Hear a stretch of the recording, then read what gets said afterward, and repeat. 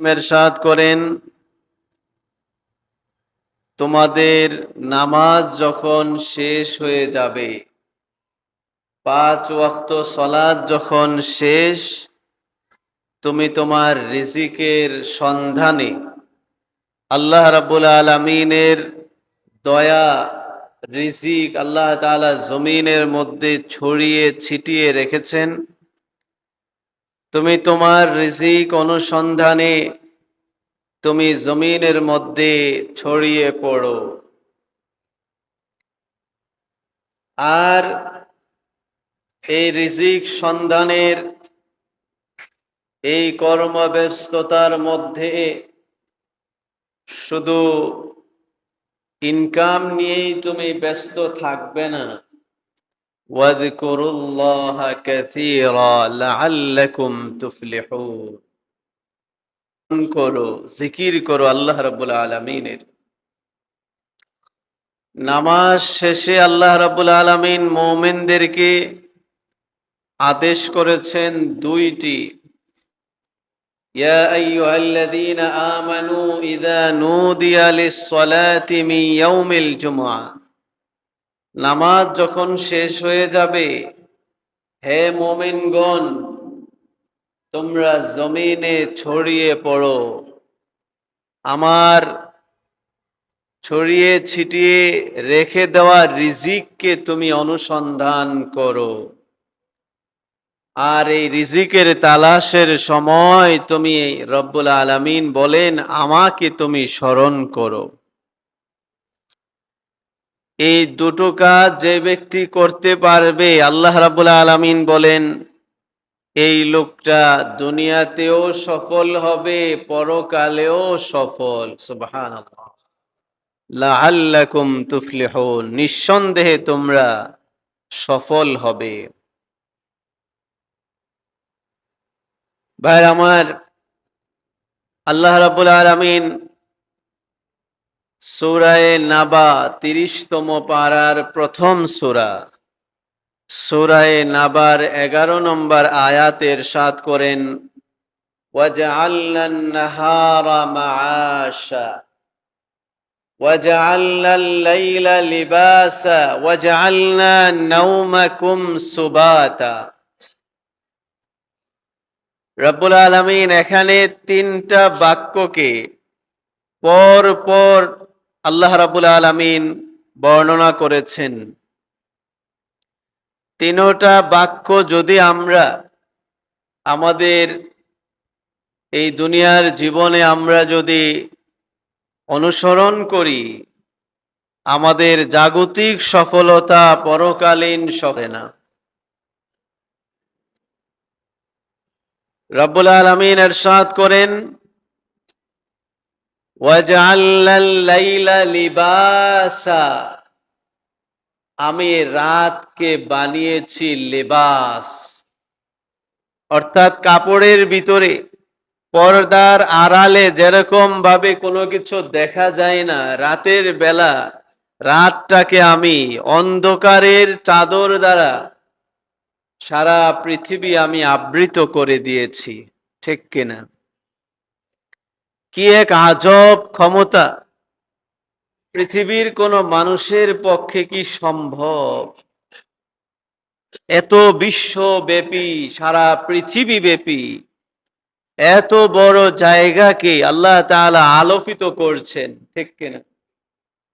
আবার একটা নির্দিষ্ট সময়ের পরে আল্লাহ তাআলা এই পুরো অঞ্চলকে, এই বিশাল বিস্তৃত পৃথিবীকে আল্লাহ তাআলা অন্ধকারে নিমজ্জিত করে দিয়েছেন।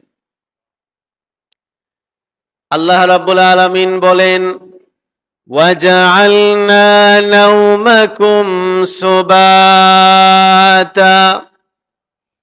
ও দুনিয়ার মানুষ, রাতের অন্ধকার, রাতের বেলা আমি অন্ধকারের চাদর দ্বারা সারা পৃথিবী আবৃত করে দিয়েছি। এর উদ্দেশ্য হলো আমার বান্দা, প্রত্যেকটা শ্বাস প্রশ্বাস গ্রহণকারী প্রাণী সবাই যেন এই রাতের বেলা যেন ঘুমাইতে পারে। ওয়াজআলনা নাওমাকুম সুবাত। আল্লাহ তাআলা রাতকে বানিয়েছেন ঘুমের জন্য। আল্লাহ রাব্বুল আলামিন কোরআনের প্রত্যেকটা ওয়ার্ড, এমন কি এক একটা আলফাবেট বর্ণের কত যে রহস্য, এর রহস্য উদ্ঘাটন করা পৃথিবীর মানুষের পক্ষে কিয়ামত পর্যন্ত রিসার্চ করলেও সম্ভব হবে না। শুধু বোঝার জন্য আল্লাহ তাআলা রাতের ঘুমকে বলেছেন সুবাত। আমি তোমাদের ঘুমকে বানিয়েছি ওয়াজআলনা নাওমাকুম সুবাতা। সুবাত মানে হলো কর্তনকারী। সুবাত শব্দের শাব্দিক অর্থ হলো কর্তনকারী। তাহলে এই আয়াতের অর্থ দাঁড়ালো, আমি তোমাদের ঘুমকে বানিয়েছি, রাতের ঘুমকে আমি বানিয়েছি কর্তনকারী, বিনাশকারী। এর অর্থ কি? এর অর্থ হলো রাতের বেলার ঘুমটাকে আল্লাহ তাআলা সুবাত বানিয়েছেন। এর অর্থ হলো বান্দা সারাটা দিন হাড় ভাঙ্গা পরিশ্রম করে রিজিকের সন্ধানে দৌড়াদৌড়ি ছোটাছুটি করে তার শরীরে যে ক্লান্তি অবসাদ, তার মন মানসিকতার মধ্যে একটা একটা তার যে একটা অস্বস্তিকর অবস্থা, এই সবগুলোকে বিনাশ করে দেয় রাতের বেলার ঘুমটা। সুবহানাল্লাহ। ওয়াজআলনা নাওমাকুম সুবাতা। আমি তোমাদের রাতের ঘুমকে বানিয়েছি বিনাশকারী, কর্তনকারী। আজকে আমি মনে করি এই আধুনিক যুগে, বিশেষ করে যারা শহরে বন্দরে আমরা বসবাস করছি, আমরা ঘুমের যে উপকারিতা আল্লাহ তাআলা বলেছেন সেটা থেকে আমরা বঞ্চিত। আল্লাহ রাব্বুল আলামিন রাতের ঘুমকে বানিয়েছেন মানুষের ক্লান্তি অবসাদ সব কিছুকে দূরীভূত করার জন্য। এই ঘুমের টাইমটা কখন? বিশ্বাস করেন, এই ঘুমের টাইম ওইটাই যেই সময়টাতে রাসূলুল্লাহ সাল্লাল্লাহু আলাইহি ওয়াসাল্লাম রাতের বেলা ঘুমিয়েছিলেন। নবীজি সাল্লাল্লাহু আলাইহি ওয়াসাল্লাম যেই সময়টাতে ঘুমাতেন, সাহাবায়ে কেরাম যেই সময়টাতে ঘুমাতেন, বুজুর্গানে দ্বীন আল্লাহর কোরআনের আয়াতকে অনুসরণ করে যেই সময়টাতে ঘুমাতেন, এই সময়টাই হলো মানুষের রাতকালীন মূলত ঘুমের সময়। সেই সময়টা কখন? শামায়েলে তিরমিজি, সুনানুত তিরমিজি শরীফের এই ভলিউমটার ভিতরে 3টা কিতাব আছে। একটি হলো সুনানুত তিরমিজি বা জামিউত তিরমিজি, দ্বিতীয় হলো ইলালুত তিরমিজি, তৃতীয় হলো শামাইলুত তিরমিজি। শেষ দিকে শামাইলে তিরমিজির বেশ কয়েকটি সহিহ রিওয়ায়াতে এসেছে, মা সামারা রাসূলুল্লাহ সাল্লাল্লাহু আলাইহি ওয়াসাল্লাম, রাসূলুল্লাহ সাল্লাল্লাহু আলাইহি ওয়াসাল্লাম এশার নামাজ আদায়ের পরে কোন মানুষের সাথে কোনো কথা বলতেন না। খাওয়া দাওয়া, খাবার গ্রহণ বা কারোর সাথে দেখা করা, মানুষকে একটু সময় দেওয়া, বক্তব্য দেওয়া, এই কাজগুলো রাসূলুল্লাহ সাল্লাল্লাহু আলাইহি ওয়াসাল্লাম এশারের পরে করতেন না।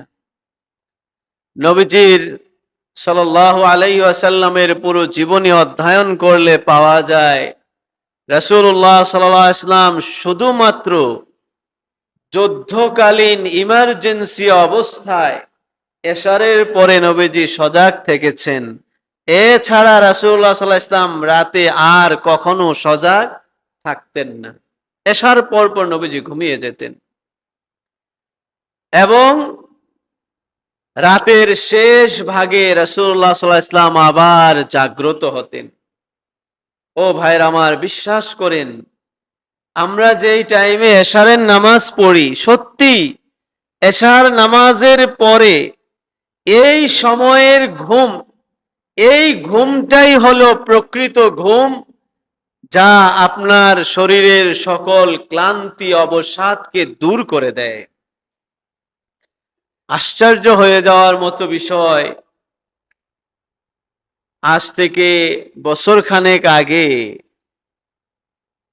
পৃথিবীর 5টি উন্নত দেশের বিজ্ঞানীরা ঘুম নিয়ে রিসার্চ করেছিল। সেই প্রতিবেদন এখনো আপনারা পাবেন। এখনো আপনারা বিভিন্ন রিসোর্সগুলোতে সাউন্ড স্লিপ এই শব্দে যদি আপনারা সার্চ করেন পাবেন। সাউন্ড স্লিপ কি? সাউন্ড স্লিপ যেই স্লিপের মাধ্যমে মানুষের সব কিছু দূর হয়ে যায়, ক্লান্তি দূর হয়ে যায়।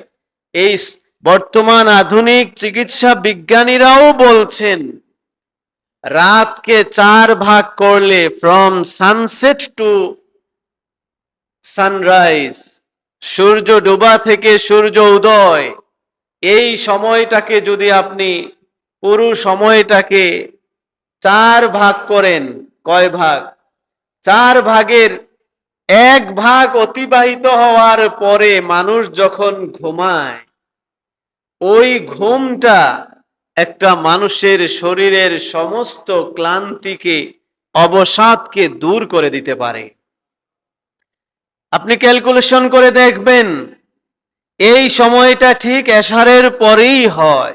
আমরা যেই টাইমে এশারের নামাজ পড়ি এই টাইমেই হয়। আজকে আমরা এত আধুনিক হয়েছি, আমার 9টা 10টায় ঘুমানো তো আমরা কল্পনাও করতে পারি না। আমার ঘুমের টাইম 12টা 1টা। কি আধুনিক আমরা! গর্ব করে আমরা বলি আমরা তো 12টা 1টার আগে রাতের ডিনারই আমরা করি না। ও ভাইরা আমার, এগুলো এগুলো গর্বের বিষয় নয়, আপনার অসচেতনতা, আপনার অজ্ঞতার পরিচায়ক। এজন্য আমি বলবো, কোরআনের এই আয়াতের আলোকে, ও ভাইরা আমার, আল্লাহ রাব্বুল আলামিন বলেছেন ওয়াজআলনা নাওমাকুম সুবাতা, আমি তোমাদের রাতের ঘুমকে, সব ক্লান্তি অবসাদকে বিনাশকারী হিসাবে বানিয়েছি। এই ঘুমটি হলো এশারের পর থেকে 9টা সর্বোচ্চ 10টা, এর ভিতরে আমরা সর্বোচ্চ চেষ্টা করব ঘুমানোর। আল্লাহ তাআলা আমাদেরকে তৌফিক দান করুন। আল্লাহ রাব্বুল আলামিন এর পরে বলেন ওয়াজআলনান নাহারা মাআশা, দিনের বেলা তুমি ঘুমিয়ে থাকবে, ঘুমানোর জন্য আমি তোমার দিনকে আল্লাহ তাআলা বানান নাই। আল্লাহ তাআলা দিনকে বানিয়েছেন মাআশ, জীবিকা অনুসন্ধানের জন্য, কর্মের জন্য। আজকে আমরা আমাদের এই সমাজে বহু মানুষ আছি আমরা, যারা ফজরের পরে অন্তত নামাজ যারা পড়ি তাদেরও অধিকাংশই ফজরের পরে অন্তত 1-2 ঘন্টা না ঘুমাইলে আমার দিনটা যায় না। ঠিক কিনা? বাস্তব কিনা? ও ভাইরা আমার, রাসূলুল্লাহ সাল্লাল্লাহু আলাইহি ওয়াসাল্লাম একটি সহিহ হাদিসে ইরশাদ করেছেন, নবীজি বলেন, যেই ব্যক্তি ফজরের পরে ঘুমায়, আল্লাহ তাআলা তার রিজিকের বরকতকে আল্লাহ তাআলা উঠিয়ে নেন। রিজিকের বরকত আল্লাহ তাআলা উঠায় আনেন। এবং একটি সহিহ রিওয়ায়াতে এসেছে রাসূলুল্লাহ সাল্লাল্লাহু আলাইহি ওয়াসাল্লাম দোয়া করেছেন, আল্লাহুম্মা বারিক লি উম্মতি ফি বুকুরিহা, সুনানু তিরমিজি এবং সুনানু ইবনে মাজাহর হাদিস। নবীজি বলেন, আল্লাহ, হে আল্লাহ, আপনি আমার উম্মতের মধ্যে যারা সকালে খুব ভোরে যারা কর্মে ব্যস্ত হয়ে পড়ে, রব্বুল আলামিন আপনি তাদের জীবনে বরকত দান করেন। ও ভাই, এই হাদিসের আলোকে মুহাদ্দিসিনে কেরাম বলেন, আপনার যদি ওই টাইমে কোনো কর্ম করার মতো কোনো ক্ষেত্র যদি নাও থাকে, অন্তত ফজরের পরে সূর্যটা পরিপূর্ণভাবে উদয় হওয়া পর্যন্ত এই সময়টা যেন আমরা জাগ্রত থাকি।